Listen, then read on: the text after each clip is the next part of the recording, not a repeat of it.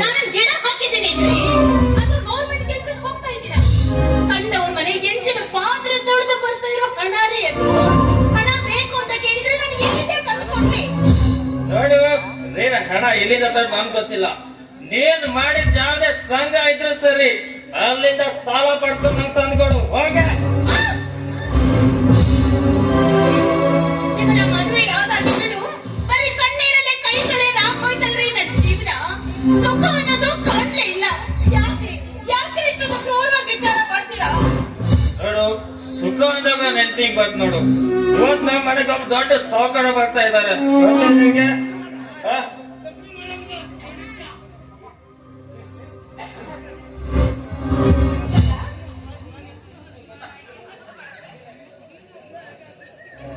ತಮ್ಮ ಬೇಗ ಸ್ಕೂಲ್ ಹತ್ರ ಬರ್ಲಿಲ್ಲ ಅಂತ ಕೇಳಕ್ ಬಂದ?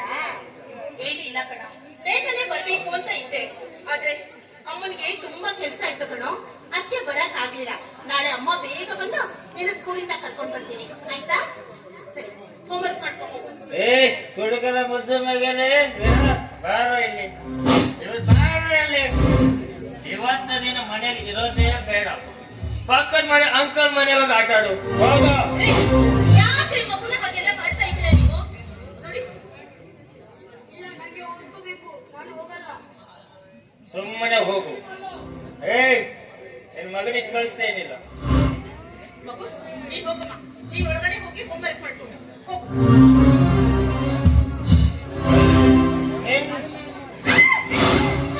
ನಿನ್ನ ಸಮೇತ ಅವರು ತುಂಬಾ ನಾಟಕ ಆಡ್ತಿದ್ದಾರೆ. ಅವಾಗ ನನಗೆ ಎದುತ್ತ ಮಾತಾಡ್ಬೇಕಾಗಿದೆ. ಅಂದ್ರೆ ನೀನ್ ಗಂಡವರ ಪ್ರಯತ್ನ ಬೇಡ ನಿನಗೆ. ಯಾರೋ ಬರ್ತಾರೆ ಅಂತ ಹೇಳಿದ್ರಲ್ಲ, ಊಟಕ್ಕೆ ಏನಾದ್ರೂ ಮಾಡ್ಬೇಕಾ? ಊಟ ಸಾಯಲಿ, ನೀನ್ ಊಟ ಗೀಟ ಏನು ಮಾಡೋದು ಬೇಡ. ಸುಂದರವಾಗಿ ರೆಡಿ ಆಗಿದೆ ಸಾಕು ಅಷ್ಟೇ. ನಿಮ್ಮ ಮಾತಿನ ಅರ್ಥ? ಮಾತಿನ ಅರ್ಥದ ಬಗ್ಗೆ ಮಾತಾಡೋದು ನೀನ್ ಹೇಳಿದ ಅಷ್ಟೇ ಮಾಡು. ದುಡ್ಡು ಕೊಡೋದು ನನಗೆ ಅಂತ ಮಾತಾಡ್ತೀನಿ ನೀನು. ನೀವೇನ್ ಹೇಳ್ತಾ ಇದ್ರೆ ನನಗೇನು ಅರ್ಥ ಆಗ್ತಾ ಇಲ್ಲ. ನಿಮ್ಮ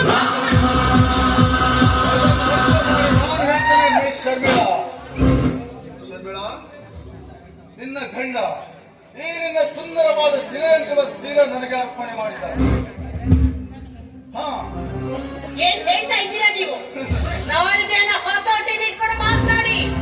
ಇನ್ನೊಂದು ಅಕ್ಷರವನ್ನ ಏನಾದ್ರೂ ನೀವು ಉಚ್ಚರಿಸಿದ್ದೆ ಆದ್ರೆ ನಿಮ್ಮ ನಾಯಿಗೆ ಸೇರಬೇಕಾದಿತ್ತು. ನಮ್ಮನೆಗೆ ಬಂದು ನಮ್ಮ ಮನೆಗೆ ನಿಂತು ನಿಮ್ಮ ಎದುರಿನಲ್ಲಿ ನಿಮ್ಮ ಹೆಂಡತಿ ಬಾಯಿ ಬಂದಾಗ ಮಾತಾಡ್ತಾ ಇದ್ರೆ ಕೇಂದ್ರ ಸುಮ್ಮನೆ ಇರ್ತಿದ್ರಲ್ಲ. ಕೊರಳು ಪಟ್ಟೆ ಹಿಡಿದು ವಿಚಾರಿಸ್ರಿ. ಅವರ ಕೊರಳು ಪಟ್ಟೆ ಹಿಡಿಲಿಕ್ಕೆ ನನಗೆ ಏನೇ ಯೋಗ್ಯತೆ ಇದೆ? ಏನ್ ಯೋಗ್ಯತೆ ಇದೆ?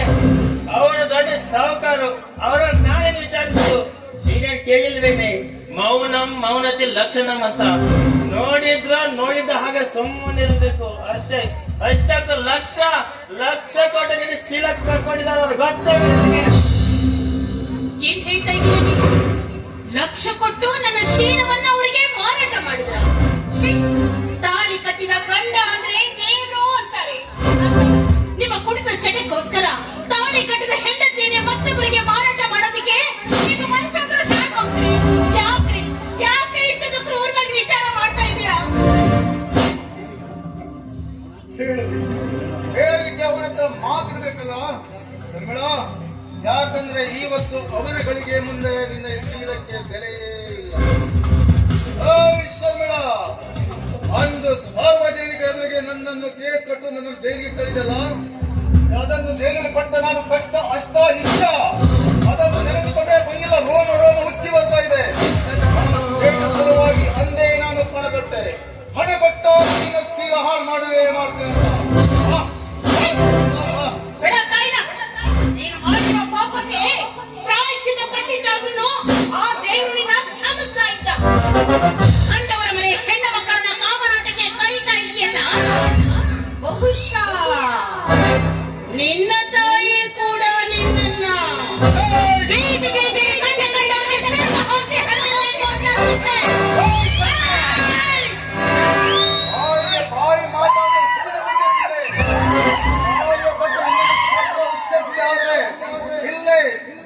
ಜನರ ಮುಂದೆ ಸೀರೆಯನ್ನು ಬಿಚ್ಚ ಇಲ್ಲೇ ಬಲಾತ್ಕಾರ ಮಾಡುವೆ.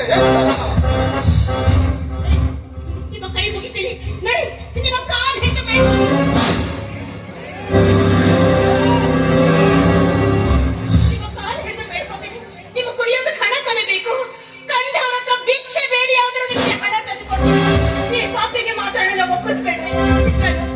ಏಕಪತಿ ವ್ರತಸ್ಥರಾಗಿ ಸಾಯ್ಬೇಕು ಅಂತ ಇದ್ದೀನಿ. ದಯವಿಟ್ಟು ನನ್ನ ಶೀಲವನ್ನ ಕಾಪಾಡಿ. ನೀನ್ ಶೀಲ ಕೊಟ್ಟ ಗಾಳಿಗೆ ಗಾಳಿ ತೂರಿ ಬಿಡಲ್ಲ ಕಣ್ಣೆ. ನಿನ್ನ ಗಂಡನಾಗ ನಾನೇ ಹೇಳ್ತಾ ಇದ್ದೀನಿ, ಅಂದ ಮೇಲೆ ಕೇಳಲೇಬೇಕು. ಅಷ್ಟೇ ಅಲ್ಲ ಸಾಕಾಗ್ರೆ,